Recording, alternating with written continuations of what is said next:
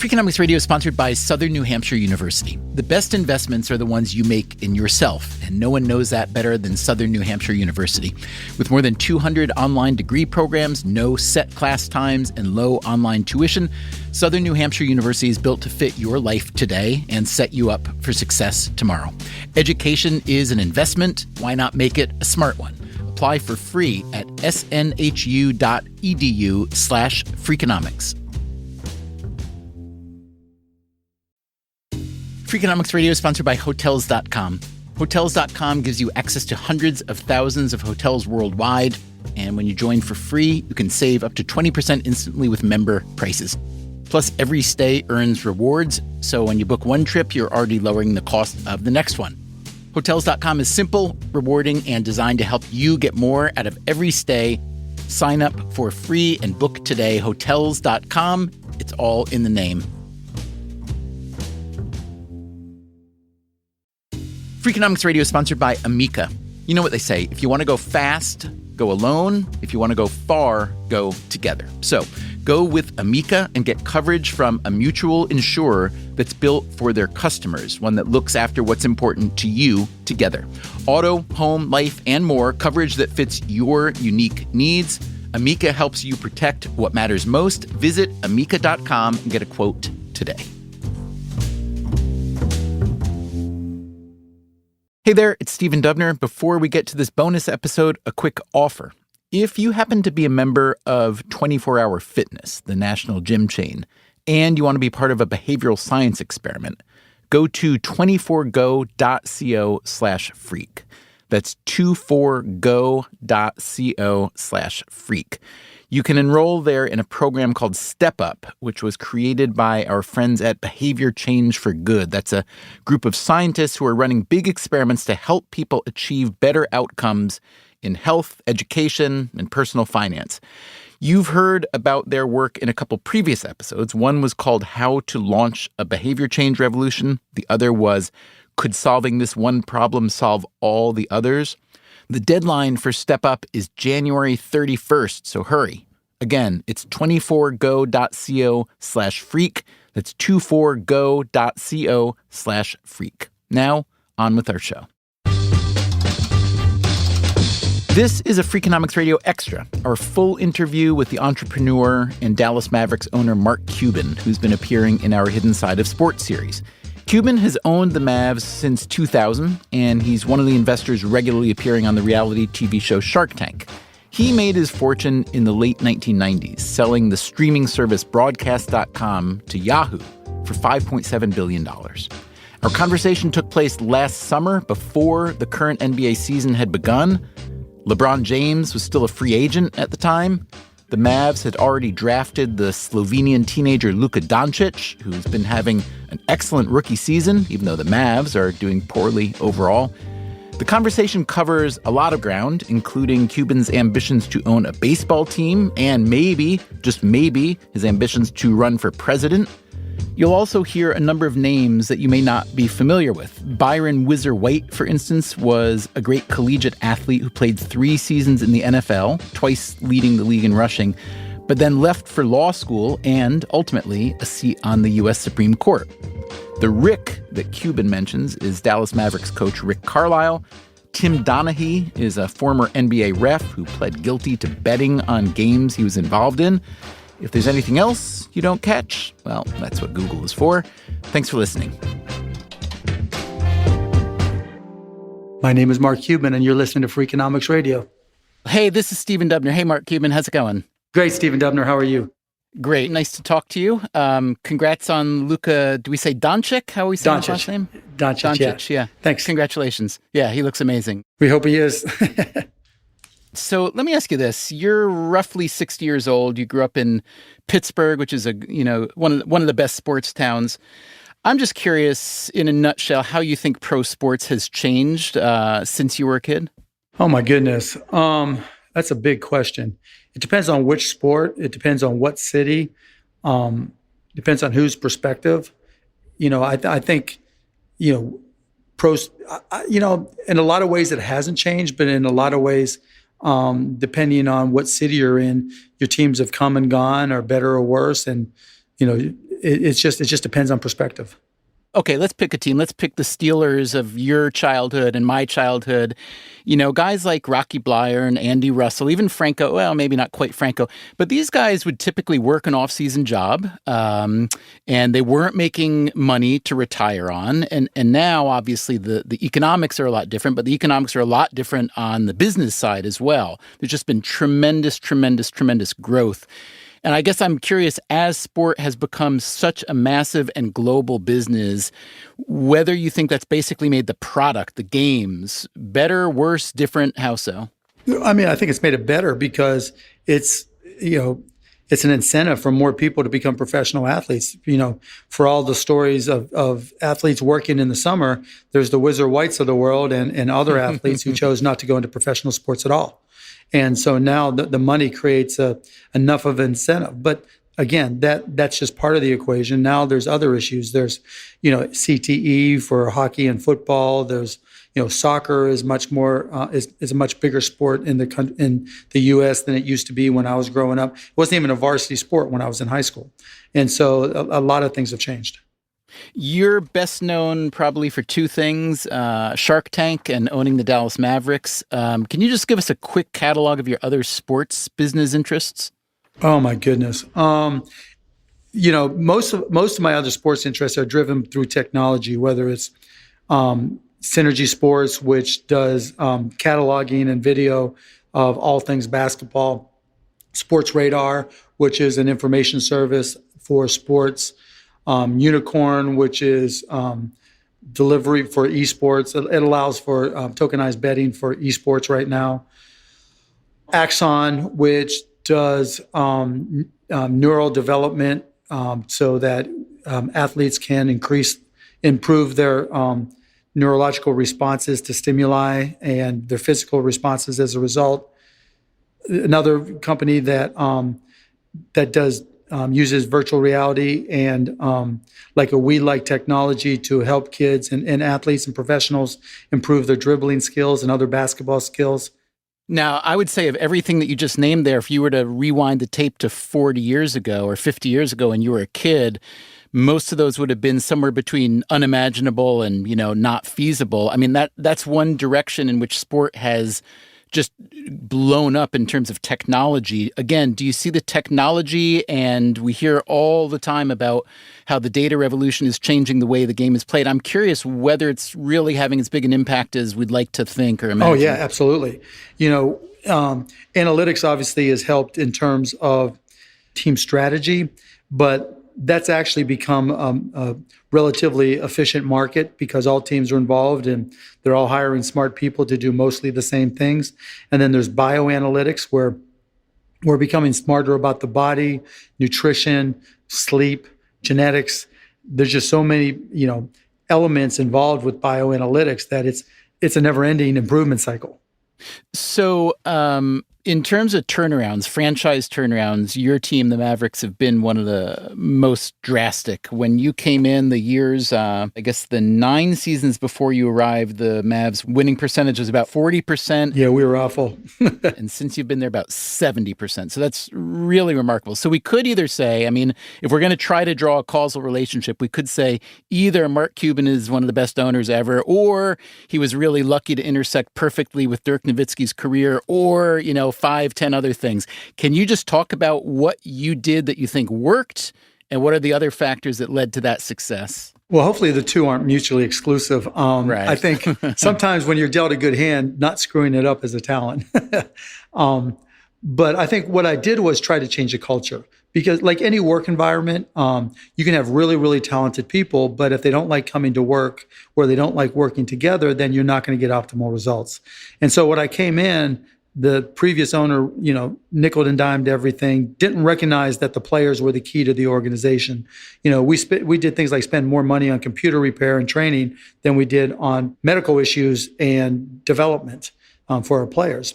And so I just changed that. I just flipped the script and said, look, my job is to provide the resources to put everybody in a position to succeed. And if I do that, good things will happen. And so, we had Dirk, we had Steve Nash, we had Michael Finley. The same three guys were awful the year before I got there. The day I bought the team, our record was 9-23, and we finished out the season, I think 31-19, and won 50 games the next season. So while I certainly didn't hit any jumpers, I think, I recognized that there was an opportunity to invest in some great players and make them better at what they do. What was the mental state of the organization in the building when you came in with that losing record that year? Get me out of here. Everybody, it was a way station. If you couldn't get a job somewhere else, you came to the Mavericks. When players were traded here, they just couldn't wait to get out. Your last couple seasons, though, have been fairly stinky, at least by Mavs standards, so much so that you got a high draft pick this year. So what happened? What happens is guys get older, guys get injured. And so, you play it out as long as you can, as best you can. And we try to respond and rebuild as quickly as possible. And hopefully with this summer, with our draft picks and anybody we sign in free agency, we'll be able to do that and start fighting our way back. You've been fined a few times by the NBA. Most recent one was $600K for talking about that it was essentially in the best interest in the team to lose to get a higher draft pick. Yep. I'm just curious. You're worth about $4 billion from what I've seen. Do you care much? I mean, is that strategic outspokenness? In that case, it wasn't. More often than not, it was. In that particular case, I was being interviewed by Julius Erving, and I just fanboyed and said the wrong thing. Seriously. Julius Erving was like my boyhood basketball hero. Really? I mean, yeah, he was the one guy I looked up to. And it was the first time I'd met him. And to give you an idea of, how much of a fanboy I am of Julius Erving, when I was a kid, The Fish That Saved Pittsburgh, an old basketball movie, was being filmed at the Civic Arena, and I took a bus down there just to see him. Just to be able to see Julius Erving, not playing basketball, just to see him. And then when I first bought the Mavs, I was at an NBA All-Star game, I think it was in Philly, and I took a picture with Dr. J. He didn't know he was in the picture. It was me having someone take a picture with him in it, with me smiling. So, and then when he asked me to do his podcast, it was just like, yeah. And so I was trying to be too cool and, try to impress him. And when I started talking about being a player's owner, he said he would have liked to have played for me as an owner. Then I had to show off, and that's when I said the wrong thing. What was it about Dr. J as a player that you love so much? Oh, just his athleticism, his winning attitude, his uniqueness, on the court and off. He had a certain style that, he didn't take any prisoners, and he was who he was without regrets. And I always admire those qualities. And this was also the ABA, which was the upstart league. I sense that you've kind of identified with upstarts throughout your life. Yeah, I would say underdogs more than upstarts. Maybe they're one and the same in a lot of instances, but it's not like I expected all this to happen, And so, every step of the way, I would try to just keep on grinding and try to accomplish what I could accomplish and go from there. I am curious who your favorite Steelers were. Oh, Franco Harris, Mean Joe Green, Jack Lambert. Any dark horses? Any more obscure guys? Joe Gilliam, the first black quarterback. Yeah. Who else? Let me think. There's a guy named Tunch Ilkin that Tunch Ilkin, sure, he's still broadcasting for him. Oh, is he really? Yeah. Yep. And so Tunch came from Indiana State, and we had a mutual friend. And so when he came to the Steelers, I would go hang out with him and some of the Steelers. And to tell you a quick story, one time we went out with Jack Lambert, Steve Corson, Tunch Ilkin, Lynn Swan to a place in Green Tree, Pennsylvania. Horrible snowy day. I had a nasty old 1977 Fiat X19, which is a tiny car. And, they got out, left earlier before I did. I go out to find my car in the snow, and they literally had picked it up between them and carried it up and put it on a hill so that I had to go and figure out how to get it through the snow, down a hill, back into the street. All right. So you did not become a professional athlete yourself, but you went one better and became a billionaire. And the story, for people who don't know it, it reads like fiction. So can you just briefly tell us that story? I would tell you, we started the streaming industry. There was a point in time in the early 90s where the internet was becoming functional. And, one of my buddies from college was like, we've got to be able to use all this new internet stuff to be able to listen to Indiana basketball. And so I was like, okay, I'm a tech guy. Let me see if I can figure it out. And I had just sold a few years earlier my first company, which was a networking company. So I was familiar with the technology and had a little bit of money. And so I went to work, bought a PC, a 90 megahertz Packard Bell, an ISDN line, and just started figuring out. And we created a website called AudioNet. Fast forward a few years, we go public. It's the biggest IPO in the history of the stock market. And what you probably don't realize is we dominated all things audio and video on the internet. There was nobody close. As dominant as YouTube is today, we were that dominant then. We had a unique opportunity that when we sold to Yahoo, if they would have kept on doing what we were doing, even after the stock market bubble had burst, there would be no YouTube. There might not even be a Google. I mean, they chose the direction, and they chose to de-invest when, Google chose the opposite, to invest, and that changed the course of history for streaming. So that was nearly 20 years ago. That was 99 that you sold broadcast.com to Yahoo. Right. Can I ask you to speculate a little bit, maybe not looking 20 years forward, but maybe 5 or 10? Big live sport events are in some ways keeping the legacy broadcast networks alive. They are one of the few destination points for watching TV these days. I'm really curious, the streaming companies and companies like Amazon that have streaming as well, they have so much money now that I'm guessing, they could buy the leagues if they wanted to. So I'm really curious to know what you see the future of watching sports looks like. And will it be kind of gradually change so that we won't even notice so much, or do you think it'll be radically different than now?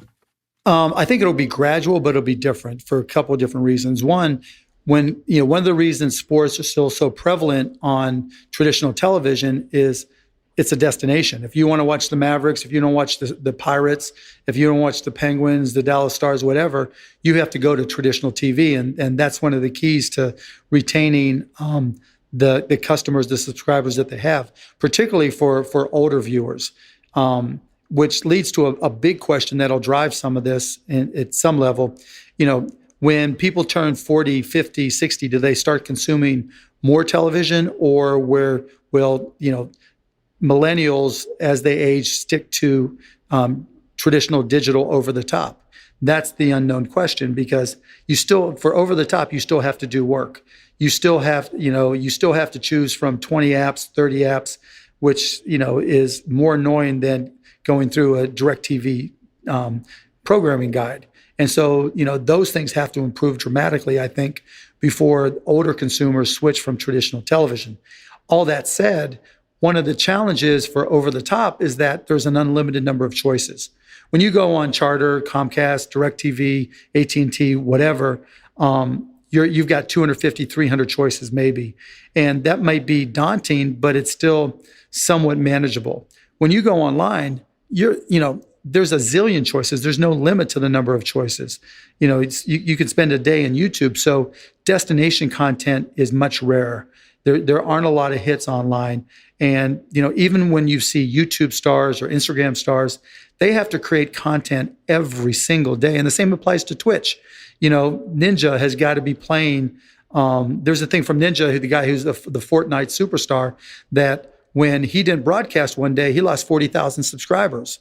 So it's a whole different beast. And so over the top, when it comes to sports, I think the license value of the NBA, college sports, et cetera, is going to escalate significantly, because it's harder to draw an audience over the top. And for the reason you mentioned, right now, the market caps are bigger than, the FANGs, the top 5 or 6 different online media companies, just dwarfs traditional media. So I think a lot's going to change.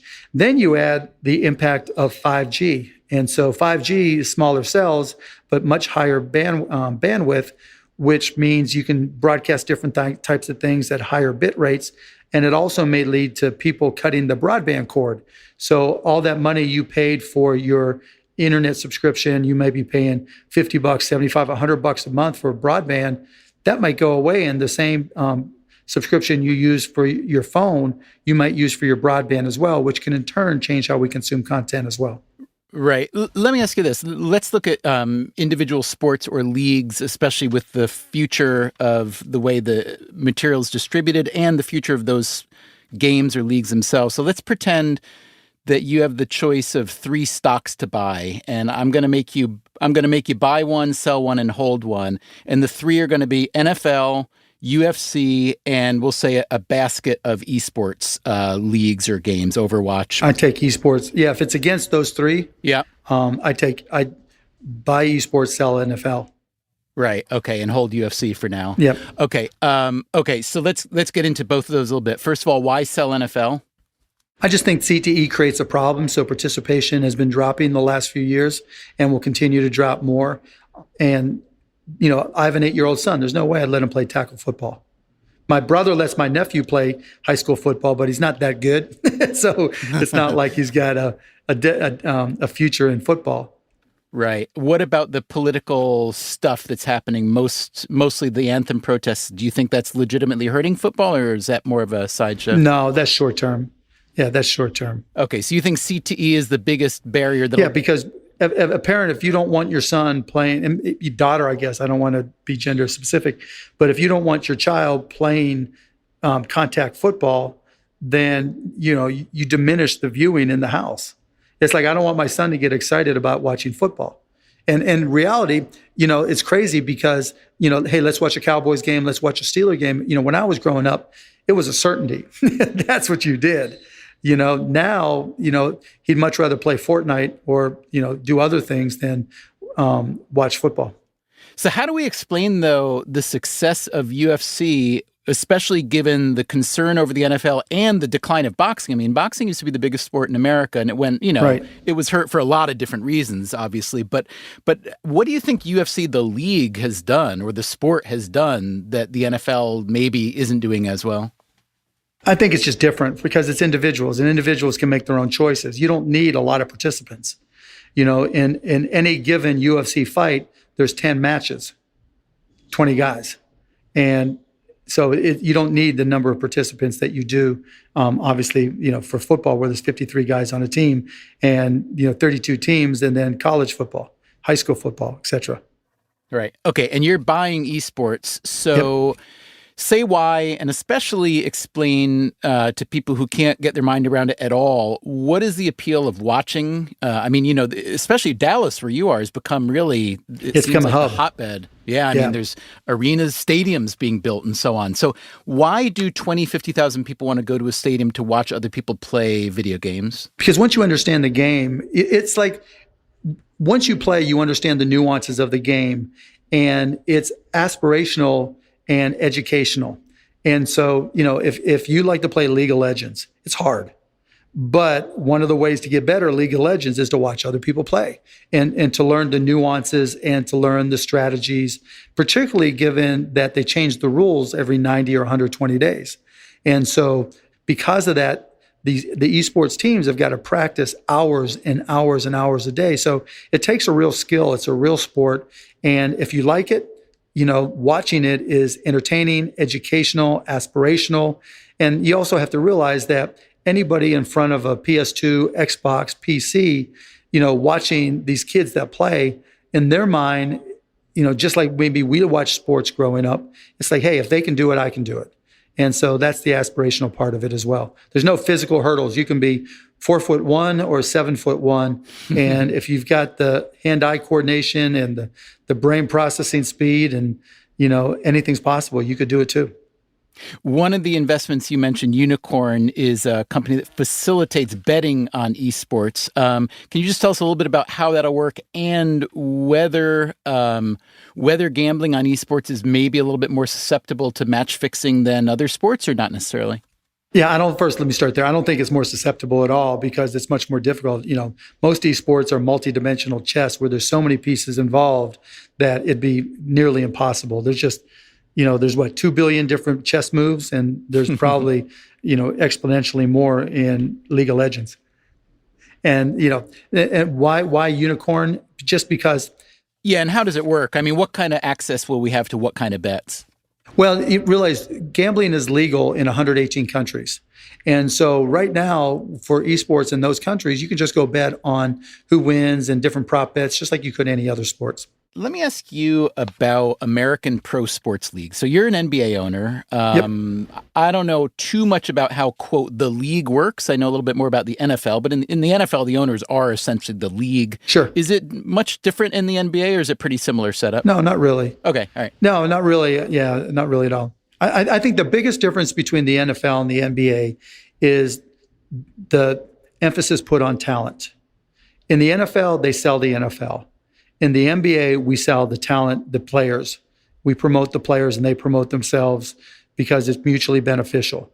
I think, with the exception of just a few stars, this is just my opinion, the NFL appears to use their players, look at their players as being more fungible. There's 53 of them. You're going to rotate X number through every year. And, honestly, if, the entire Steelers team was in a mall or the entire Dallas Cowboys team was in a mall, maybe 2 or 3 of the players would get recognized. And so it's a different world. Yeah, now that's partly because they're helmeted, yeah, but it's more than that, right? Yeah, it's not just because they're helmeted.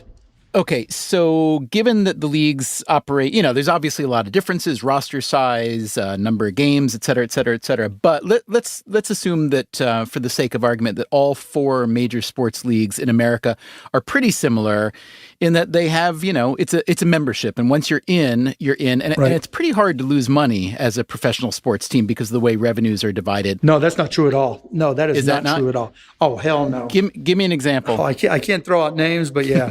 Well, how many NBA teams in a given year are going to lose money? More than you think. Really? Yeah. So even with the revenue sharing, with all the broadcasts and other monies distributed evenly, and with a salary cap that guarantees that you don't have to overspend a certain amount, you're saying that how do you lose money? Is it by not everybody has enough lacking gate revenue? Yeah, lacking revenue, period. Yeah. Just like any business. Right. But what's the major variable? Is it gate revenue or is it broadcast revenue? Gate, broadcast, players, all the obvious things. Right. Okay. So that said, leagues in major American pro sports are more protected than, let's say, European soccer, right? Right, because there's no relegation. Yeah. Exactly. Do you think, and it's always funny because our capitalism is more cutthroat than theirs. They're a little bit more socialist, but we have the slightly more socialist setup. Right. Do you think which do you prefer, I guess I'd like to know? Well, it depends where you are. Right. If you already have a significant brand like Real Madrid, because you can spend more money than everybody else. And they've put some limits on how much money teams can lose and how much debt they can have, and that's impacted things. But if you're on the bottom and you can buy a team inexpensively and you think you've got a secret formula that can get you into the Premier League, et cetera, then you wish, that's the position you want to be in. If you're on the top and there's nothing that's going to impact your revenues and you're a global brand and you generate licensing and other incomes globally, you want to be at the top. The NBA, we're a global brand, but the Dallas Mavericks get 1/30 of anything sold, whether it's in China or Germany or San Francisco. We don't control the generation of revenues for ourselves, except in our local markets. In what league in U.S. sports do you think players, the athletes, have the most leverage and the least leverage? I'd say the NBA and the NFL. And NBA is most and NFL is least? Without question. And does that have to do with roster size primarily, or is it go beyond roster size, injury, contact, sports, the number of college football teams providing talent, the fact that they go 4 years, so you get to see, most of them go 4 years, so it's easier to evaluate talent. Right. Speaking of college football, what's your overall view of the NCAA? I think it's worthless. Yeah. Obviously, there's a lot of incentive to keep it as it is. A lot of people are benefiting, although you could easily argue that the one set of people who should be benefiting, the people who are actually providing the physical labor, are not benefiting very much. If you could blow it up entirely, what would you do? Would you have football attached to college at all? Would you make it some sort of a D league instead? Yeah, I don't mind having it attached to college, but I would make it an independent entity. So it would operate independently. Look, if I wanted to create a League of Legends team that's not NCAA bound, so, I can pay players if I choose, or, incent them. I can, let them have a job, right? Let them go get a job. Let them practice as much as they need to, much as I could if I wanted to create a band. And I went to Indiana University, my alma mater, and which has a great music school, and found the best musicians for the band I want to put together. I can pay them and they can stay in school. They can practice together as much as they want. That's the hypocrisy. If you want to be a professional athlete, you can't practice your craft as much as you would like. There's limits to coaching and playing with your teammates. There's limits on jobs you can take. There's so many different things that are bound in stone that it just doesn't make sense. And so there's reasons why they evolved to where they are, but it's time to take a whole different look.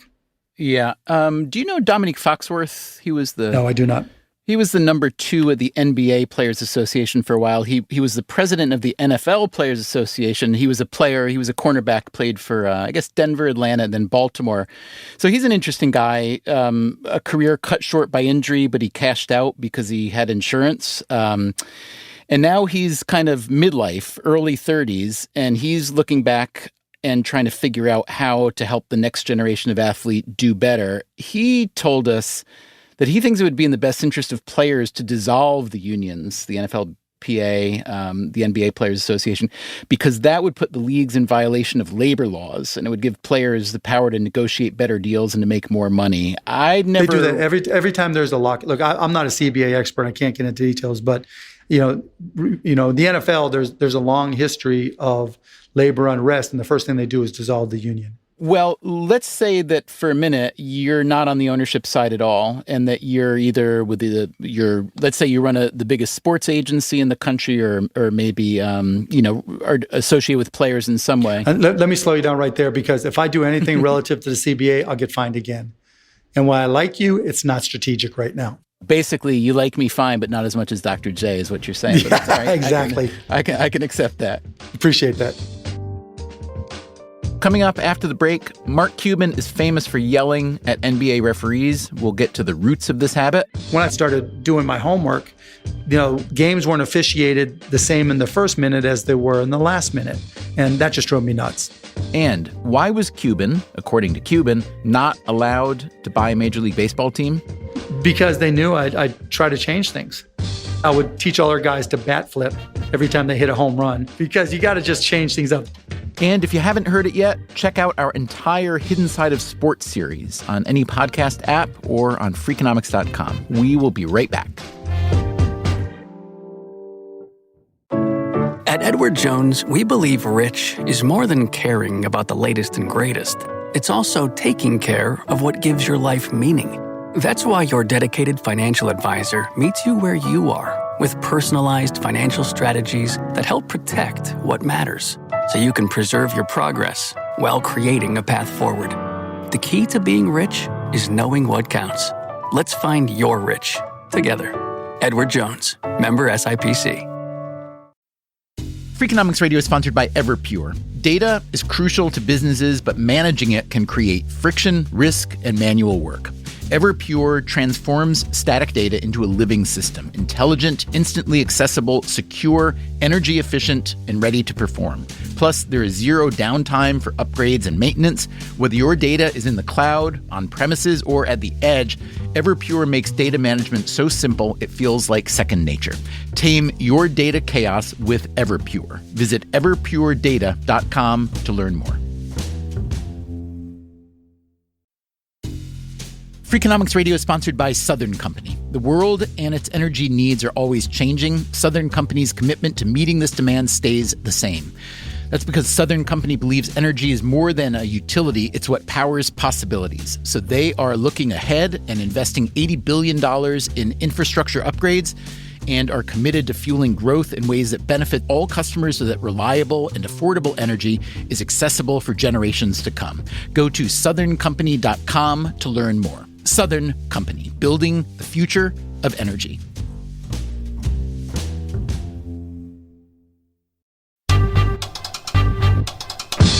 Let's get back to the lightly edited full interview we did with Mark Cuban for our Hidden Side of Sports series. Cuban is, among many other things, the owner of the NBA's Dallas Mavericks. Let me ask you this. Big development from the Supreme Court not so long ago about sports gambling. I would assume that really changes the valuation of every professional or even semi-professional sports franchise. Without question. Yep. Can you talk about how that's going to affect you? Yeah, I think it'll lead to our franchise valuations doubling, literally, because there's a lot more reasons for people to pay attention, a lot more reasons for people to watch. And that's good for our bottom line. People attend more and watch, more hours of NBA basketball, and same for all professional sports.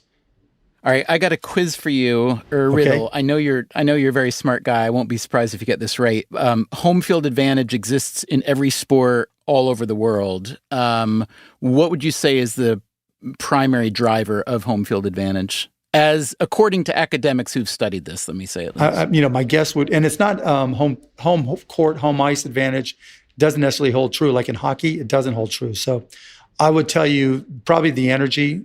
And so there's a couple of things. One, I know there's studies that say that the officials give benefit to home teams across all sports. People try to argue that that's not the case. It is whatever it is, it is. And then there's the energy of a crowd. I mean, crowds do make players play harder. And then, I'd also say there's just the comfort of playing in a place that you're used to shooting and playing in, hitting in, fielding in, et cetera. So what the academics argue is that it's basically unconscious ref bias, that they're not rooting for the home team, obviously, but basically the crowd sentiment puts the refs unconsciously in that mode. I think Justin Wolfers wrote that. Justin wrote about race, actually. Most of the studies about home field advantage come from soccer, where there are some nice little instrumental variables that you can use to determine. And plus, depending on the level of soccer, where you're playing, there's concern for their lives. Yeah, exactly. Yeah. Yeah, like one of the best pieces of evidence came from measuring soccer played in stadiums where there was a running track around the field. So the refs are literally, 20 yards further from the crowd. And there, the home field advantage is much less so. But that said, you are probably most famous as an owner for, I don't know if you want to call it working the refs, but communicating with the refs. Yep. Just talk about that, how it evolved and how successful you think it is. It's funny, everybody's wired differently. And when I play basketball, and by the way, I just got done playing basketball, and I just had a Diet Coke up against my Achilles because, so I've been a basketball junkie my entire life. Everybody's got something. And for whatever reason, when I got to the Mavs, I just looked at the officiating and it just drove me nuts because, my attitude has always been that the three officials in basketball, no matter what the level, have more impact than 80% of the players on the court. And that's why it's always driven me crazy. And when I first got in and started doing my homework, one of the things that was, conventional wisdom is that games weren't officiated the same in the first minute as they were in the last minute. And that just drove me nuts. And as, the more I got to know, the more I got to learn, then I started to understand, how officials at all levels manage games and deal with certain issues. And it wasn't always about making the right call throughout the game. And so that's just ticked me off. And that just led to everything else. And so was it worth it? Yeah, I think it has been, because I can tell you that things have changed dramatically. At various times, it changed dramatically for the better. At various times, personnel changed and it got worse. So, we'll see what happens this season.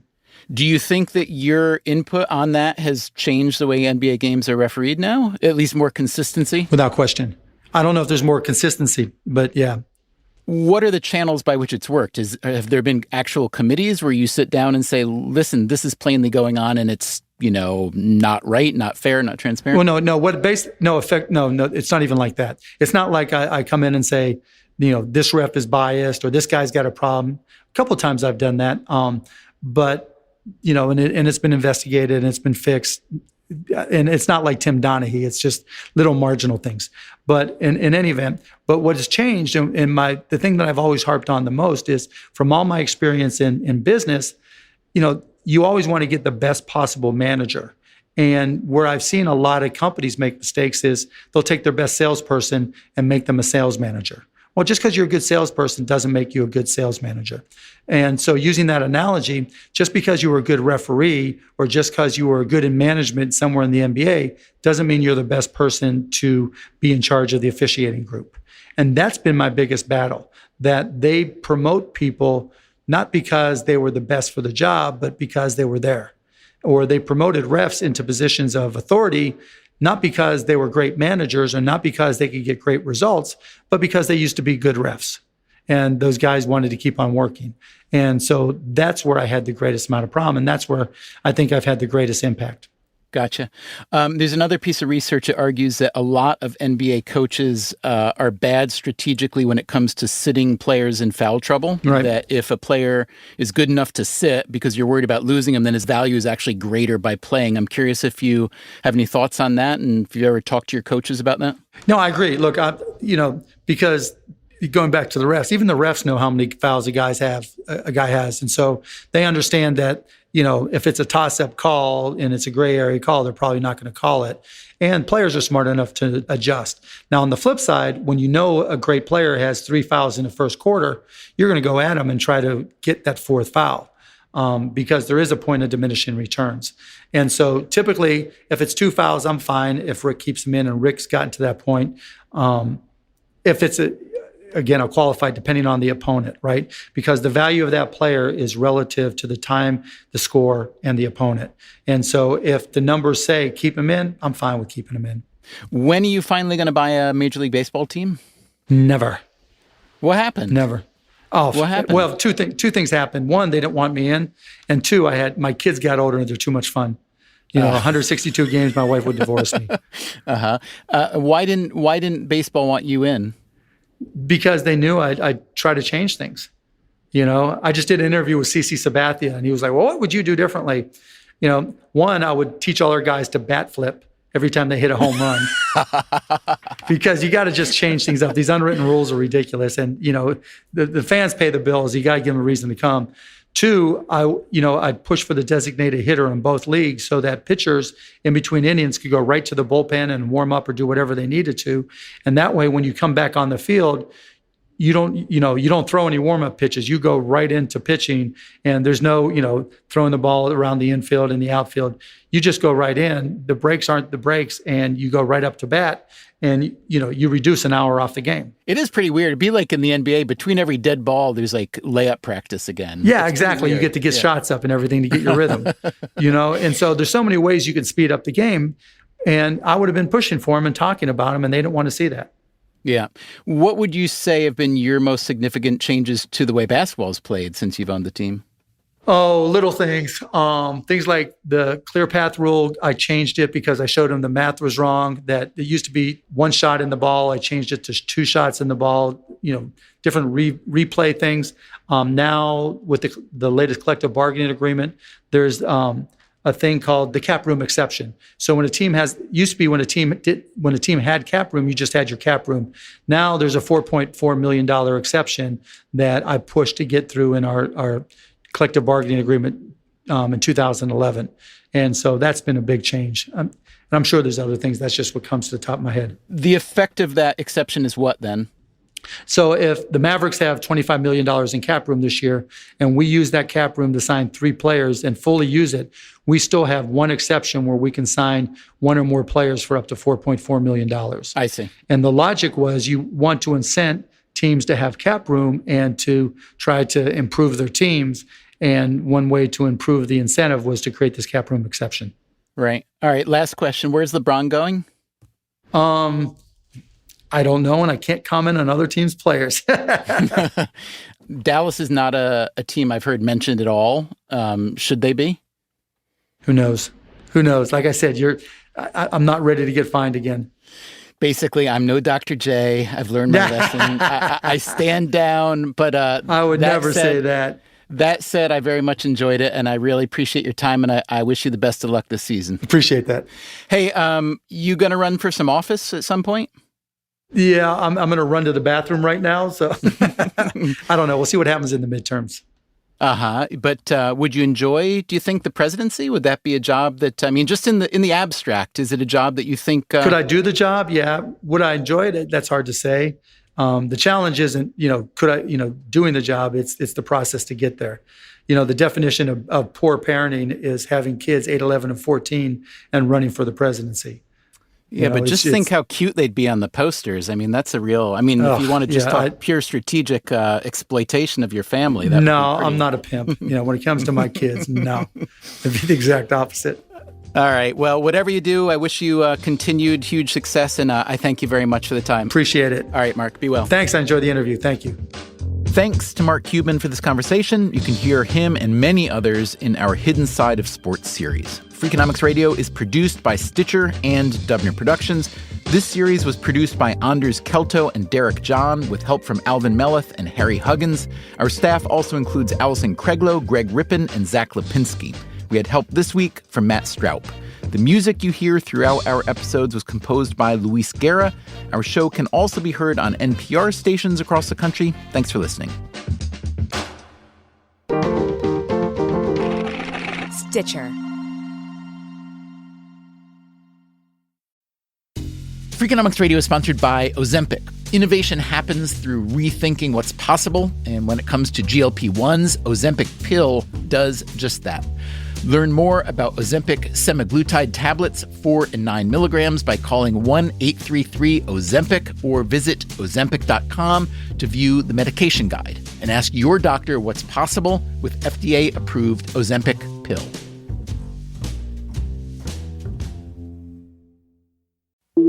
Breathe in. Feel the sense of calm that comes from having up to $300 in overdraft protection with GoToBank. Now... Did you say $300? Yes. Now, back to our breathing. So if I overspend my balance, GoToBank has my back up to $300? Yes. Can we breathe out now? Less worries, more zen, with over $300 in overdraft protection. Tap to open an account today. Eligible direct deposits and opt-in required for overdraft protection. Fees, terms, and conditions apply. It's smart to always have a few financial goals. And a really smart one you can set? Earning cash back on what you buy every day. And with Discover, you can. Get this. Discover automatically matches all the cash back you've earned at the end of your first year. Seriously, all of it. And we trust you to make smart decisions. After all, you listen to this show. See terms at discover.com/credit card.